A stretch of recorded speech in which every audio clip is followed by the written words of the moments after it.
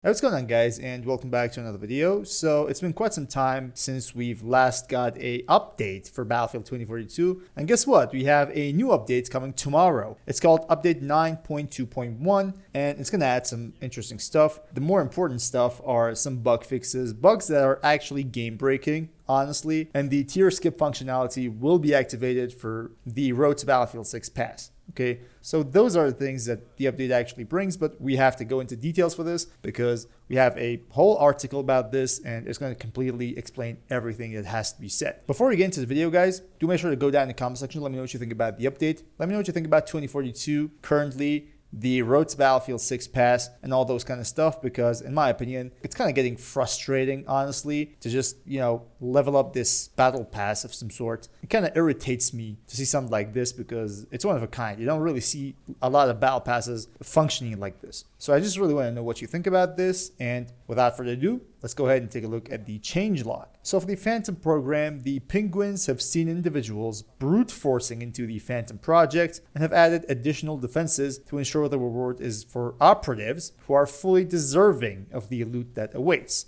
So there's a bug with the Phantom program, and people just ram into the elevator. There's an elevator in Iwo Jima, and people just ram in an elevator while someone is basically just standing there. And for some reason, the dude that's standing in front of the elevator door will be forced into it, and then they can somehow make their way to the room with the prototype weapon. Apparently, DICE didn't really like that, and they've now fixed it. And only people who actually went through every single program until the final one will be able to get the prototype weapon. By the way, this prototype weapon isn't something really special when it comes to stats, at least. Maybe with the looks of it, it looks kind of futuristic. It comes from Battlefield 2142 after all, so it has to look futuristic. But when it comes to stats, it's not really that big of a deal. It's not a special weapon at all. If you just don't have the time or, the nerves to go through all those missions to get that for any reason,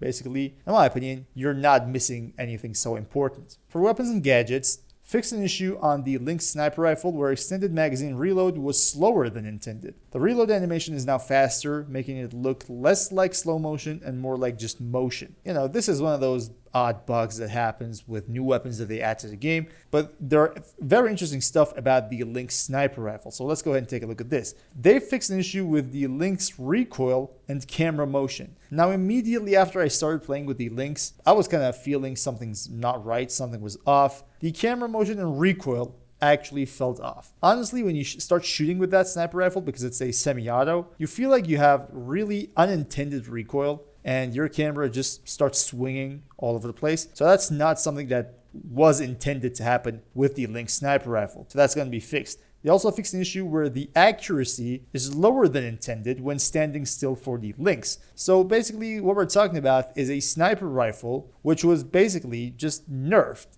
before release. Unintended camera motion, unintended recoil, unintended decreased accuracy, and unintended extra magazine reload time, which is just, basically them nerfing this weapon in every single possible way, even before release. So this is very, very ridiculous, especially for those people who were, grinding, trying to get a T1 mastery on that weapon. This update is going to make things very good, at least when it comes to the Lynx sniper rifle. Balance pass with SWS-10 and armor-piercing rounds and the master key. They haven't said anything about what this balance pass actually brings to the table when it comes to the SWS-10, the armor-piercing rounds, and how they're going to basically balance the master key on the SWS-10. We don't really have any idea what this means. There's only this paragraph and that's it. So we have to wait and see what the actual update brings tomorrow. They also fixed an issue where multiple underbarrel shotgun attachments on vault weapons were not tracking progress towards quests that require you to get kills with underbarrel shotguns. For example, the unlock quest for the AK-5C. Now, I've seen this in my comment section a lot. People were asking, bro,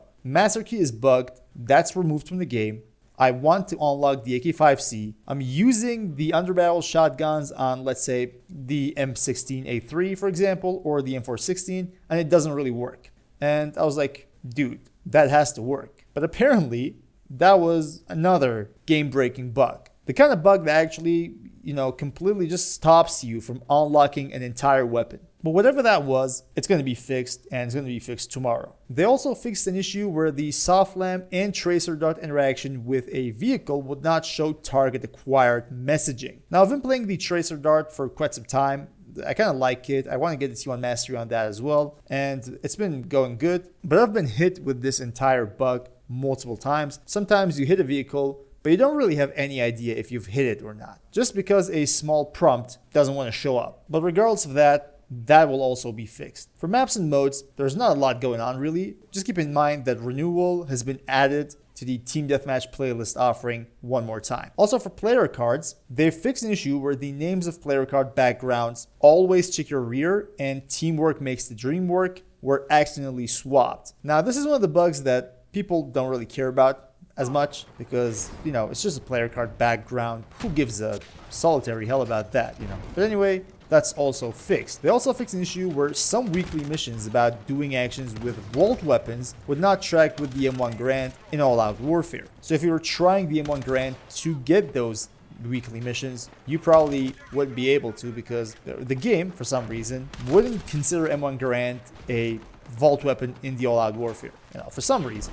But that's also fixed. And finally, the tier skip functionality is now active on the Road to Battlefield 6 pass. Now this is very interesting and I would say quite ridiculous at the same time. Keep in mind that these guys are offering a Road to Battlefield 6 pass, which is basically a Battlefield 2042 battle pass, all free, and it will give you some rewards in 2042 as well as Battlefield 6. Now what's very stupid about this entire battle pass thing is that every single time that you level up and you go to the next tier, you will need more XP to get to the other tier. And this will just keep on accumulating until you get to a point where you need to play an entire day to just get one tier unlocked, basically, without weekly missions. So this is ridiculous. But what's even worse is that these guys are now giving you a tier skip functionality to be able to buy those tiers with real world money, which is just, you know, making money off of people's desire to get some skins and, you know, cosmetics for Battlefield 2042 and Battlefield 6. And that's okay.